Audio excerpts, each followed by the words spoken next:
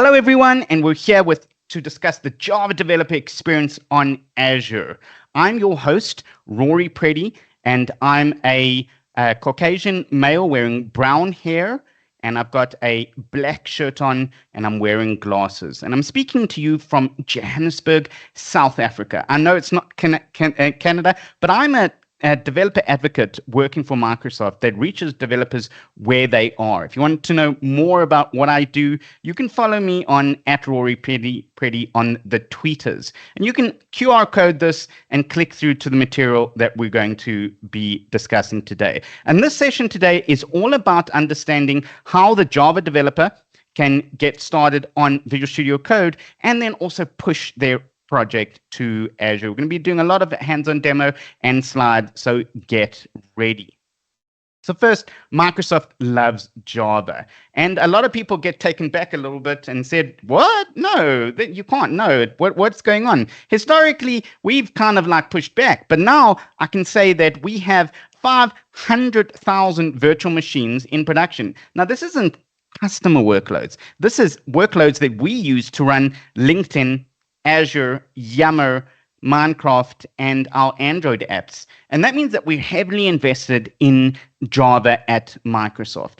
Not only do we use Java, but we also support a very strong partner ecosystem. We engage with VMware, Red Hat, Oracle, IBM, Redis, Elastic, Confluent, Azure, to name a few. And we create an ecosystem where 1.5 million Visual Studio Code Java users use our tools to build their applications. We're also part of the Eclipse Foundation. We have our own Microsoft build of OpenJDK, Adoptium, which is we're a founding member and project contributor. The Spring services, we have Spring for Cloud for Azure, and also we have our integration libraries. We love GitHub so much, we bought it, and now we have 3.6 million Java repositories hosted for free on GitHub. Visual Studio Code, we have Java extensions, which we're going to be covering today, for Maven, Run, Build, Debug, unit testing, all of that, and then also support for popular standards and projects. So what we're going to show you today is capabilities of Visual Studio Code, and then some Azure services that we're going to demonstrate. So first of all, we're going to go through getting started, navigating your code, modernize your app, validate and troubleshoot, team collaboration, and then to the cloud. And in between there, we're going to look at how to use GitHub code spaces, GitHub Actions, and some of those nice services there. So first, to get started, you need to go in, and we're going to install the Microsoft OpenJDK. You're going to go to microsoft.com/OpenJDK. And then you can also install the extension pack for Java. And you can go to aka.ms/coding-pack. And what that will allow you to do, it installs Visual Studio Code and all the extensions that you need for to get started with Java and Visual Studio Code. And then the first thing that you'll be greeted with is a project. You want to start with a project. Now, you can work with file-based projects or build tool-based projects. You can use Gradle, Maven, or you can just use class-based projects. So you can load your project by opening a folder. You can view the build status, and then we also allow you to trust a workspace if you don't want it to have local access to your file system. And then once you've done, you'll see that there's a fully imported view there with a thumbs up to say everything is ready. So what about your build tools? We're just starting from a wizard tool. Now, you can actually get started with your build systems. We've got Maven and Gradle archetypes, Spring, Quarkus, Microprofile, and recently we've included JavaFX for your graphical user interfaces. So you can actually go create a new Java project, and then you can specify the project there. You can see they've got Maven, Gradle, Spring Boot, Quarkus, Microprofile, and JavaFX. In your Project Explorer, once you get started with that, then you'll see there that it's got the file view and also the Java project view. Now, throughout this demo, we're going to be using the Spring Pet Clinic, and I'll show you how to download it and a link to it, the project at the end. So the Java Project Explorer here gives you a view, a very typical view that an IDE would give you, and it shows you the class-based view there along with your folders and also your libraries that you have. You can inspect your packages, run and debug, and export your jars. Once you've got your project structure set up, you can inspect your code. You can right-click on the symbols to navigate. You can hover over to go to Java Docs, and you can control-click to go to definitions. And there's a lot in there to help you to navigate. You can even peek through some of the values there, find all references, and it is a very powerful ecosystem to inspect your underlying code. We also have auto-completion, so you can type in to see suggestions, and these are very intelligent suggestions because we scan what the recommended suggestion that other developers have used, and then we give you the recommended solution. We also have another tool that we partner with GitHub with called GitHub Copilot that allows you to write out the entire code. But this code editing with auto-completion is called an intelligent code auto-completion that allows you to really see what is most of the developers using that you want to get your code completed with. The refactoring there, you can click on refactoring or renaming. And the nice thing about refactoring is you can get a preview for the refactoring. We're going to see how you do that in the demo, which allows you to make the changes to your code, preview the intended changes, and then to execute that without having to go and execute it without understanding what it does.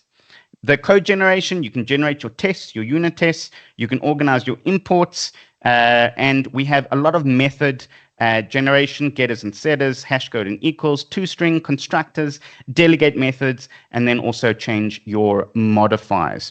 When you get an error, you want to see the errors and warnings. We actually put them down there on the gutter, and you can actually go and right-click on the errors and see quick fixes for that. Validate and troubleshooting. So you can also go click on the light bulb, so that little light bulb there, and you can go in and see quick fix options right in your code. And remember, you can actually do it on the gutter with those changes. So debugging, we have a really rich debugging ecosystem here. So one is you can start debugging. You can debug and run and lets you inspect your code, your call stack, your breakpoints, and then you can use the debug toolbar to go in and look at your variables. Now, a little icon there that we're going to be demoing in there, that's hot code replace. And it allows you to actually make a change, not in debug, and click it in, and it'll go in and inject that code that you're looking at right into your container without worrying about restarting your service. Team collaboration. So we partner heavily with GitHub around this, and you can see your pull requests, your issues, and obviously you've got also your source control there that allows you to edit your services there. You can see that there's one that I did for Rome, who's a principal on VSCode there, and I pushed a change there, and he can approve it and merge it directly from Visual Studio Code. You want to push it to the cloud, we've got an Azure toolkit there, that little A icon there. You can deploy it to a service, you can add database connections there, edit your application settings, and then also connect to your log stream, deployment slots, and then scale out straight from Visual Studio Code. So once you're in Azure, you also want to see where do I want to go there. If you need infrastructure control and you have a technology preference, then we recommend using a Azure VM or the Tanzu service, or Azure Kubernetes, or Red Hat OpenShift. But if you don't have infrastructure control requirements, and are you using an app service or Spring? If you're using an app service, then Azure App Service really is the best place to go. You can use Tomcat or JBoss EAP. But if you're using Spring, we have a service there called Azure Spring Cloud, which is basically a really high-level Kubernetes service that we run that takes away all of the worry about running Spring applications. You can also run, and we're going to test it later in the demo, Spring Boot applications standalone on app service. So you've got your code in there, it's running on Azure, and then you want to do everything as code. So run your inner loop with your feedback loop there. So you're going to run your inner loop there using GitHub code spaces, and you've got your IDE, and you've got your dev cluster there, and you've got code, test, and debug. You're going to push to GitHub, and you're going to run the build process using GitHub Actions, test scan it using CodeQL, and then deploy either with provisioning with Terraform or ARM templates using GitHub Actions, and then implement your Azure policies to scan in your staging and production. You can also use container images and registries to run that. You use Azure monitoring out of the box, and then go back to your inner loop process and rinse and repeat. And this is really an agile process that we partnered with GitHub to give you the best cloud experience, to allow you to have rapid development, also with feedback. So monitoring, very important. It's actually the number 2. We did a survey, and number 2 asked for service other than data storage in cloud. And we've got automatically scaling and distributed tracing. You can see there, that's our distributed tracing. And once you identify your tracing issue here, you can go in and you can set your scaling requirements to scale your app service out there. You can see there I'm scaling up at 3 instances. Scaling out at 3 instances. And once I run out of load, or I don't have any load anymore, I scale down to lower the cost. I scale down gently there, and you can see there I've got my scaling log already set up for you. If you want to run a VNet, we have a very easy service to run that. We have an app service environment. So you can actually take your service there, and it's a single tenant environment, isolated away from other servers, and you can run that there in your services there, in your VNet there, and have complete control over your scaling workers, and also your application services.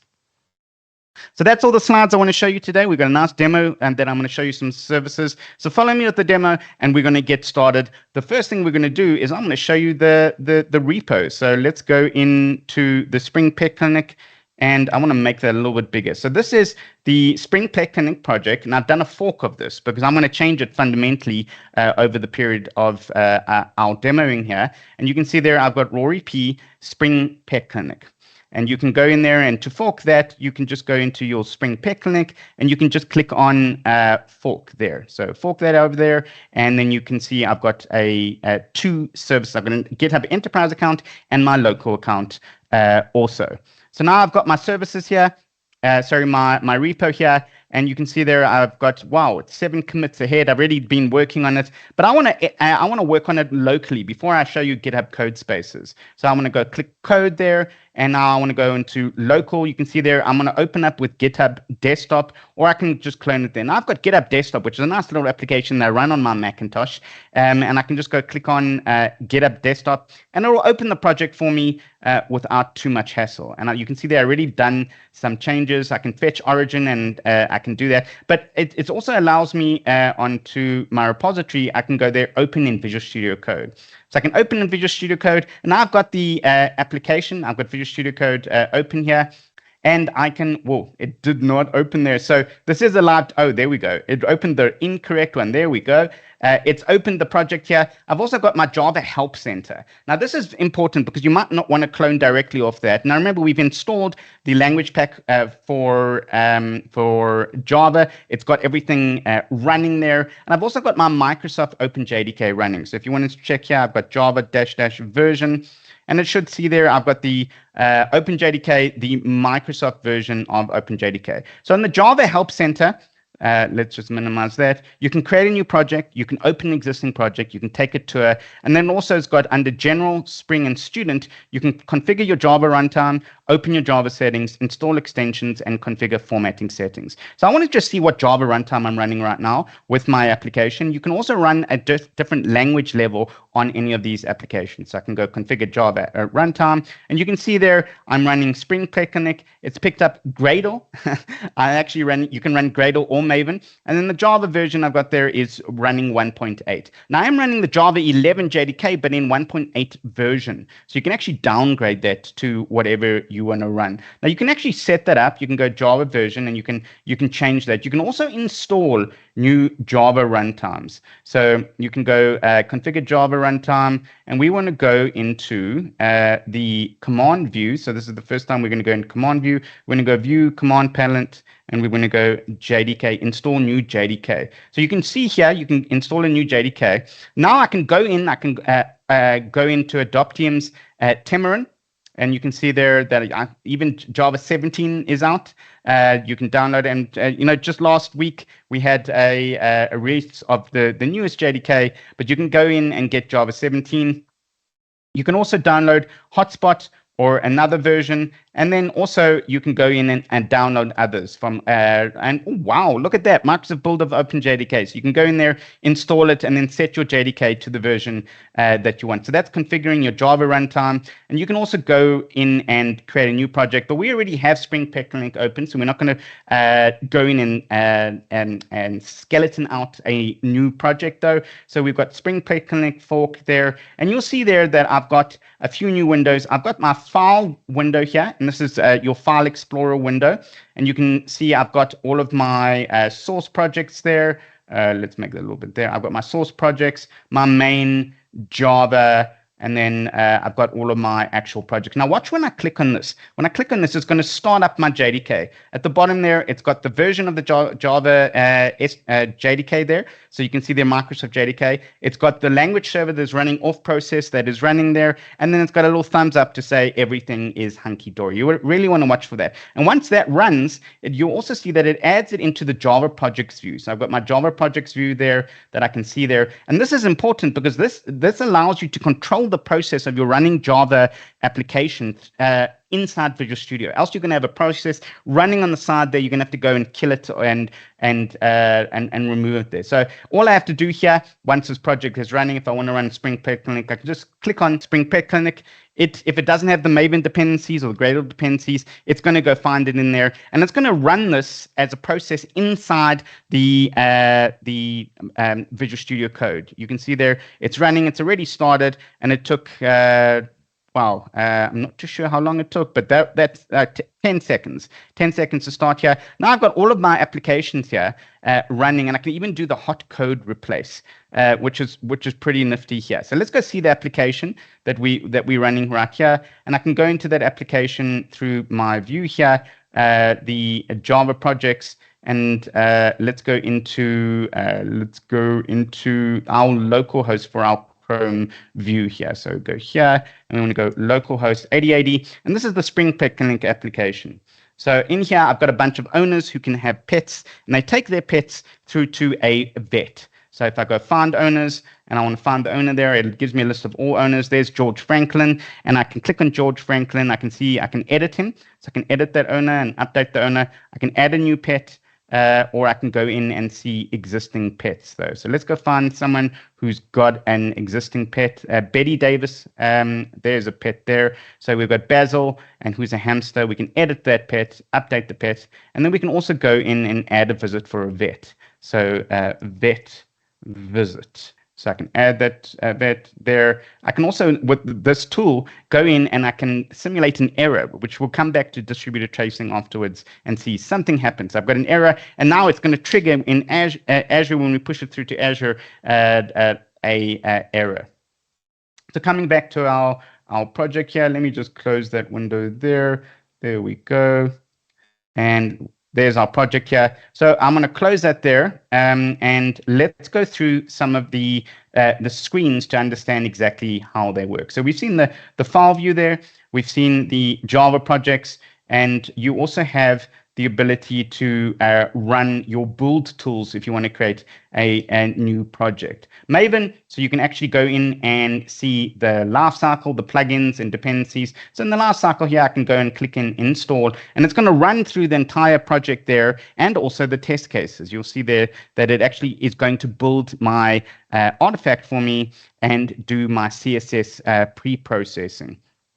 So all of this is enabled through here, and you can also go in and check your plugins. So some of the plugins that I've added recently to this project is the Azure Web App plugin. So if you can see there's the Spring Boot plugin there, and I also recently added the Web App plugin. There we go. Here's the Web App plugin, and this allows me to actually deploy to Azure. We're not going to do that right now, but you can deploy using the Azure Web App plugin and straight through to Azure. So we also have something which most IDEs charge for called a Spring Boot dashboard. This is important because what this does, it scans your entire project and looks for Spring applications, or it might be a Spring Boot or just a plain Spring application, and you can run this application now straight off the bat if I just click on Spring Boot, like you would your Java projects, except the difference is it understands Spring. Yeah, let's just click that there. It doesn't seem to want to run. We're not going to lose sleep over that because we can still run it through the Java Applications project though. Coming back to that, so now I've showed you the welcome screen, setup JDK, the settings, and the project view. Let's go in and see the IntelliSense for some code base editing here.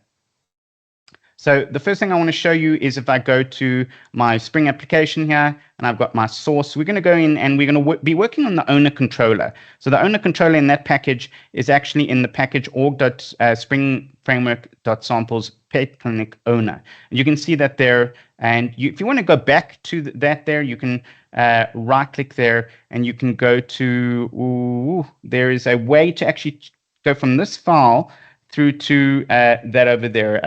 I'm not too sure. I can't remember exactly where though, but there is a way there. Let's just go see. We want to go edit and selection. But there's a way to actually go back and to see what file you're in here to the view here. Let's just go. Oh, there we go. Reveal in Finder, reveal in Sidebar. This is very important. I've seen a lot of people battle with this. So we're going to go reveal in Sidebar, and it'll go to your actual project desk to navigate that. So once you're in the Java class, you can go forward and back through to the two of them. So let's go see some IntelliSense here. So we've got controller here. Now, if we have we're going to be working in this, so the find process find form, and that is if you've got an owner to view and find by the last name. So if I click here and I go owner dot, and then you can see there, it will tell me what I can actually use for the owner.setName. But if it's a common API, like for example string, you might want to actually get a view of what other people get. So if I go paginated, so you can see the paginated for dot, and it will give you the views of the most common mechanisms that other people use if it has available. Else, it can actually just give you the basics. Let's go into here and see if I can get the view here. So we want to go Spring application dot.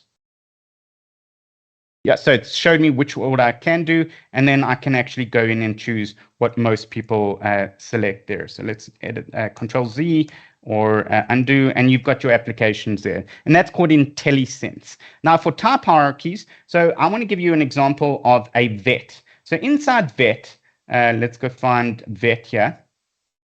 So a vet is a, let's see here, extends a person. So how do you work out what your type hierarchy is for your underlying class here? So you can actually click on vet, and you can right click there and go to type definition implementations, but you can also say show type hierarchy. So you can click on that and you'll see that you can actually get a type hierarchy and click through and go through each one of those, even to the base entity in the superclass.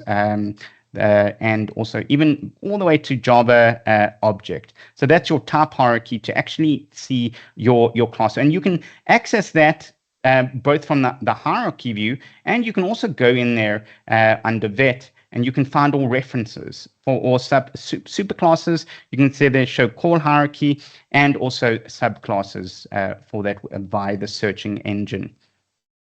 If I want to do refactoring, so a vet has a speciality. So if I see speciality here, maybe I want to move speciality to a different folder. So I can actually click on speciality. Now this is where the magic starts. And I can take speciality and I can move it into the owner view. So watch what happens there. It goes, are you sure you want to move owner speciality into the owner view? Yes, move. Now it's going to give me a preview. So you can go show preview.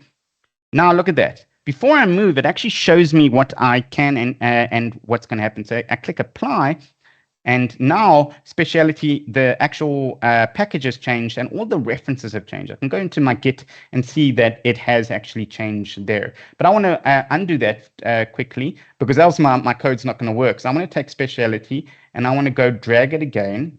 Let's make that a little bit bigger there, back into vet. So drag it into vet. I want to go move. Show the preview, apply. Now the only change I should actually have is the POM that I was fiddling around with the web app. There we go. So that's the only change that we have there. So speciality. So that allows you to do auto refactoring. You can go in there and you can click on speciality and you can move it also. So you can go refactor and you can move that there. And it's the very same kind of auto preview features that you see with refactor. You can also refactor methods and also objects. So next thing, okay, so once we've got our classes here, I want to see, did I break specialities? I can go in and I can run Maven test here. So I can go mvn test. Now watch how long this takes. The problem is that this is actually running on the operating system outside of Visual Studio Code. So recently what we did is that we took all of those test cases that we have. Now, there are about 100 test cases that run inside the pet clinic. And for Maven to run that, it takes about 22 seconds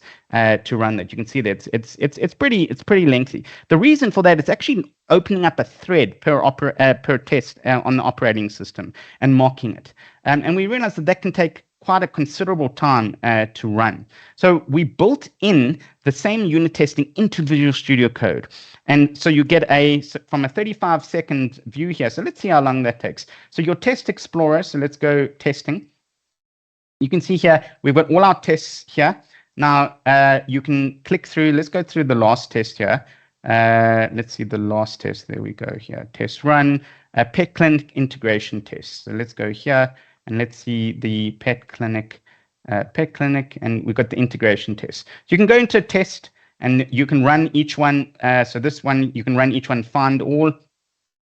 You can see there, it's going to run running your test there, and it's going to feed back there once you finish that refreshing data from the Spring process, and it's going to come back there, and you can see that took 200 milliseconds. That's great and all, and you can even create new tests. But how long does this going to take if I run all of them? So let's go break the bank here. So I'm going to run them all, and I'm guessing it was 37 seconds. So I'm guessing maybe 25 seconds, maybe. 26 seconds, and let's see how long this is going to take. And we're going to run the same number of tests, 49 tests, but we're going to run them inside Visual Studio here. And then there's going to get a view for all of the tests that pass or fail. So we've got 39 tests in all, 1.6 seconds. So you can see this is a fundamental change that we've implemented recently to allow you to do that. And you can even see there, this is a test that we disabled there as part of the Pet Clinic because it's a system test that they test though. It's a huge change that we've got here. You can also go and generate. So if I go to speciality here, I can go source action, and then I can go generate tests. And you can actually specify the test classes and all of the method names if you wanted to do that into your test class. So you can create your tests there. So now that we've got our application and I haven't broken my project, let's go do some hot code replace. Now, and I want to show you a little bit of a hint that you can get for hot code replace with Spring. Every time you change a class, it's going to restart the whole Spring server. So you want to put system.getProperty, spring.devtools.restart.enabled equals to false. And that will allow you to stop Spring from changing all the time. And all I'm going to do is put a system out print at the when we find the owners with the name of the owner that we're looking for there. And I'll show you how to do some hot code replace here. So let's go back into vet and speciality, and let's go into our owner controller here. We're going to put we're going to debug and we're going to do hot code replace. So the first thing we're going to do in Java projects, we're just going to go in and we're going to run this here. Now I'm debugging, but I'm not broken into a breakpoint, and it's a fundamental change when you do hot code replace. So I've got this code here, and let's go in and see that. So we've got that there. I don't want Maven.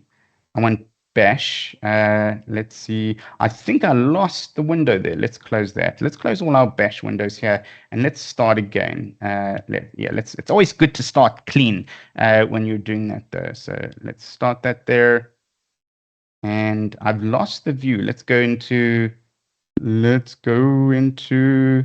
our view windows there, and it's good to see our view. No, Mac, I want to see a view. So you want to go view, and you want to go to testing extensions, output. There we go, output. And we want to not go tasks, though, problems, debug consoles, terminal. Okay, so let's go terminal. For some reason, it's actually stopped the view, but okay. For the output view, we don't actually have that. Let's see, did I break that? Suspended picnic. I think I did. No, I didn't. Okay, so now if we go there and we view that there, we can actually go into our found owners, and we should see there found owner and George Franklin. So let's go in there and see if we can find the outputs, the terminal outputs, tasks. We want to see the Visual Studio Code log settings here. Let's start that one more time. Spring Pet Clinic. And let me just restart my IDE there for a second. So I'm going to go close folder. And let's open that one more time. Rinse and repeat is what we want to do. Open recent. And we're going to open that again. Okay, there's my output, and we're going to start that, and you can see that it's starting the Java process again, and I've got my Spring dashboard and my Java project, opening the Java project, and you've got your Spring Pet Clinic, and I'm going to start this up here, and then hopefully we've got our outputs and our tasks then. Else we're just going to break. We're not going to do hot code replace. We're going to go straight to the break. So I click on that. It's compiling it. It's going to run it. There we go. So all I had to close and open my window. How ironic is that? So now it's starting there around that. And let's go back into our controller window there. We want owner controller. And I can click on owner controller. And let's go into our find owners here. We want to do a get owner.last name.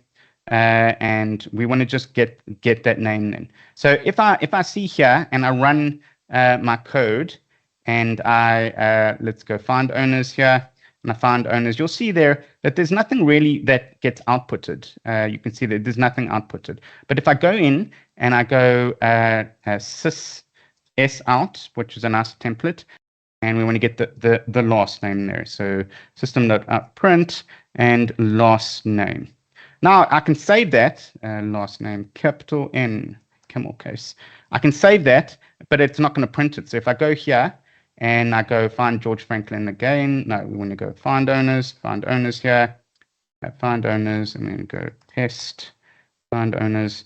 You'll see there, it's not going to actually find that owner, but I can just go hot code replace, watch this, hot code replace, and it goes one class change is reloaded, and we should see if this works.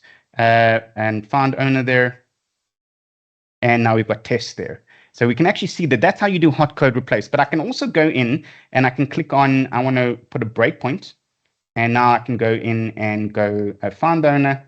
Now I can see, and I can add on last name, I can add a watch. So we want to go there, actually add a watch there, and we want to go last name, and we want to step over that to get last name, and you can see that there's test. So you've got all the breakpoints there. You've got the call stack. You can step over, step into, or you can step out. So you can go back to the calling method there. And you can also do hot code replace inside this. If I wanted to go in there and print that, so I can go while we're doing debugging, and I can go hello.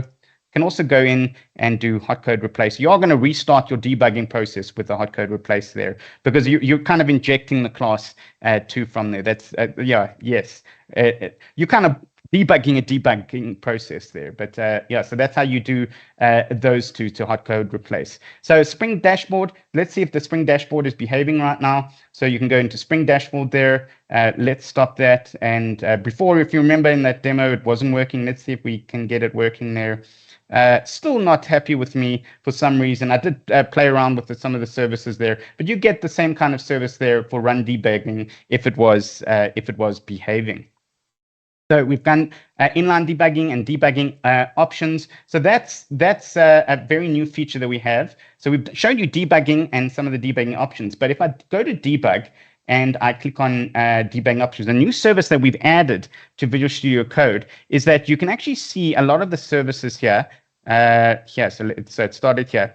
So if I go in and I put a breakpoint, let's go in there, let's go breakpoint, and I put a breakpoint there, I can actually see the inline options. You can see owner is there and gives me the name, and I can go step over and I can see the last name inside the inline variables there. So you can see all of the services without having to add the watch services there. So that's everything I wanted to show you from the what's new and some of the services. Now let's push to Azure. So there's a few ways you can actually do that. So we built the application. So the easiest way is I've already gone in and built a Azure web app.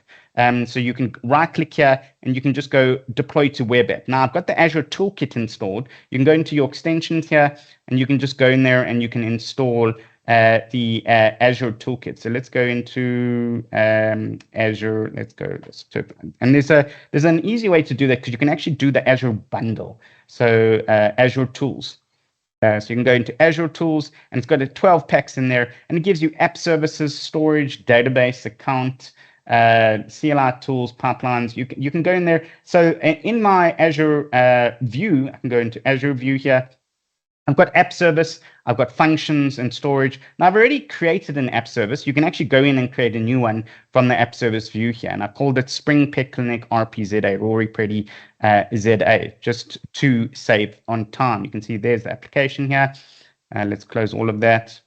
Now, this has the Spring Pet Clinic already deployed from a previous project. So you can see there, I've got everything running and I've also got deployments, a history of deployments that I've done prior to that. And it will show you the view of the deployments. Now, what you'll notice here is that some of the deployments are from Maven, because I've done a Maven deploy, and some of them also have been from GitHub Actions. So you can actually deploy through GitHub Actions, or you can do deploy through Maven, or you can actually deploy through the Visual Studio Code. Now, the easiest way is to Visual Studio Code. You can right-click there, deploy to web app, and then you can either create your web app from the beginning, so you can go just deploy, or you can, if it's pre-set up with that, you can see there I've already got the Spring Pet Clinic set up. So it's going to go run your Maven build again, so as a pre-deploy class task, and then it's going to take your jar file and run it as a standalone Spring application. You can still run this on Azure Spring Cloud as a Kubernetes-based application, and you can scale up to 500 instances with Azure Spring Cloud. So once it's finished there, it's going to give me the option to look at my logs or go in and browse the application. So we want to browse the application because we want to create some traffic on there, because I want to go see and wait, I'm hitting a database there. It's actually an H2 embedded database.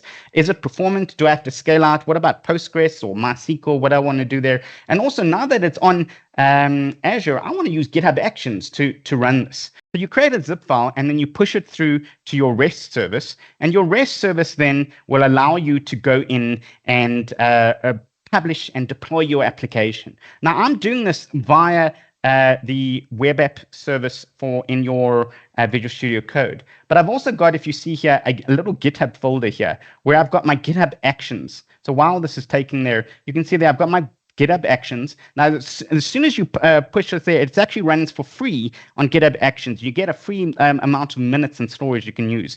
And I've got my actions. It'll check out the repo. It'll set up Java for Java 11. It'll use Maven clean install to go in and run the build. Upload the artifact into a repository there in their storage, and then it's going to go in and deploy it using Azure Web Apps with a service principal that Azure has already set up. I'm going to show you how to do that now. So I've got my Spring application here. I can stream my logs. I'm going to go browse the website, and it's going to take me to my Spring Pet Clinic application here. And if everything's running and I've just deployed this live and it's going to go in, start up my application, it's going to also go in, and we can actually go check let's go check the logs here. So I can go into Azure and I can right click on the application and I can go start streaming logs. So let's see if this is starting up and everything. We should say hello to Pet Clinic when it actually starts down. So it's shut down. And it takes a few seconds to actually start those logs. Let's see if it's come back with the, there we go. And then let's go back there. So that's our application, and the logs will come through and it will stream through. So we can actually go find owners. Now we're on Azure. You can see there, and I'm going to find the owners. So where's Betty Davis? And she's got, let's edit her and add some telemetry. And we got that edit owner. We had a pet on, I'm sure we had a pet on Betty Davis. One of them had a pet. Let's go back into home. I think it randomizes there sometimes. Find owners, and we want to find the owner, George Franklin. Yeah, it randomizes, hey? And we want to go edit the pet, update the pet there, and we want to go in, add a visit, and we want to just go to test, and we also want to create an error. So error there, we want to add a few errors. Now we've got a lot of telemetry there. So let's go in and see, can we see this? And how do we trigger our GitHub actions? So the first thing that we want to go into an application is, you can see here, here's my portal with my Spring Pet Clinic application, with my app services, and I've got my application there. And it even says, are you using Log4j? You should not use Log4j, which is great. And then you can go Application Insights. And we want to see that database, and then we want to start the GitHub action. So you can go view application insights data. So this is built into that. So when you create an app service, it'll give you the option, do you want to use application insights? And then you just need to enable it via the portal for the first time. And you can go in there now. We don't have to do any setup for the telemetry. It gives you start from your browser all the way to your database, your telemetry. So you can see here's the last hour. I want to see the exact same one that we just did 2 minutes ago. So I'm going to do last 30 minutes, apply, and I want to find Betty Davis. I know this is brave. I want to find that SQL command for Betty Davis. So we're going to click through here. You can see there it's got a number of calls, and it's going to go in and find the performance. And also, let's just go refresh. So it's adding the funnel. There we go. Slowest request by name. Look at that post. Let's go investigate that performance. It found the post owners. We created a new owner. Remember, we created a vet visit. So let's go. Let's see here. Now you've got your server browser. So it's on your server side, and also browser, which is on the JavaScript if you want to and go log JavaScript-based events. And then you've got your operations and dependencies. So your operations here, you can see get owners. So you can click get owners, and you can drill down to the samples. I want to do the post edit, the service there. And I can also see, if I go into the post service, what are the SQL dependencies. I can go into the SQL dependencies, and you can see there, it's got the select statements there and all of those other developer statements there. But I want to go back into my posts. I want to see, what did I post there? So I've got post owners edit. And I want to drill into the samples. So I can drill into the samples here. And I've got here, okay, post owners edit, and it's editing an owner. So I can go into there. And now I can see the SQL command and how long and the actual SQL. So it's going to select owner, and it's getting the owner back for me. And then I can go in and view all the telemetry. But I can also go in and see transactions. So if I go into performance and I can see the get owners command, I want to get all owners. And then I want to see get all owners. Now I should be able to get, look at that, all of the owners here on the services, and I can see exactly each one of the select statements, and go back in there and change it. Now I can use auto scaling to scale up or scale down, depending on is my database or my service being performant. And then I can go in and activate GitHub actions, which is pretty simple. All I have to do in my Spring Pet Clinic application, let's go into app services, Spring Pet Clinic, and then I go into my deployment center. So deployment center, and I activate GitHub with the GitHub repo. It will ask you to connect your GitHub account, but once you connect to it, it will set up the little GitHub actions for you. I didn't write that GitHub actions. And then it will, every time you push to that PR for that project, it will actually go in and run a command here. So you can see there, I've got my GitHub actions, and I can actually go into my GitHub actions here, select my GitHub actions, and I can see my workflow here, build and deploy jar, and I've got my build command, and then my deploy, and I can run each one of those separately, or I can just go into them and I can just rerun all jobs. So let's rerun all jobs here, build and deploy. So we're going to rerun this on GitHub Actions. So I've shown you a lot today. I've shown you how to take your application, how to clone it, how to start from the beginning, then how to use all of the screens in Visual Studio Code, set up your JDK, the type hierarchy, the refactoring, the Maven lifecycle, the test explorer, how to use the debugging functionality there, how to push to Azure. The easiest way is just right click and connect there. And then also how to use GitHub Actions on how to do this with CI/CD in your inner loop, pushing through to Azure. So that's everything I wanted to show you today. I'm going to go back to my slides, and then we're going to go the roadmap, which is really the exciting thing. We've got so many things coming in for the fundamental inner loop improvement improvements, performance and reliability, the build tools, the Spring Boot end-to-end improvements, the user experience, and the cloud-native deployment in Visual Studio Code for Java. So stay tuned and definitely go download it and keep abreast of those services. You want the material. So I'm a co-author of the Java Learn path. You can go in there and get started with that. We have quite a lot of Java material on Microsoft Learn. You can go aka.ms/java-learn.path, or you can go into start the tutorial that I just did with Spring Clinic on aka.ms/VSCode-Java. Or you just want the application with the Spring Pet Clinic application, you can go in there and get Spring Pet Clinic. As always, follow me on @RoryPretty or scan the code to get the repo and the source that I just mentioned here. And thank you all for a great opportunity to show you the continued investment that Microsoft has with Java on Visual Studio Code and Azure. Thank you for all joining this webinar today. We will continue to address your questions in the Q&A window for about 10 minutes or until the portal closes. You should receive an on-demand version the next day to rewatch this webinar on your own time. Please check your junk mail if you don't see it. Thank you again and have a great day.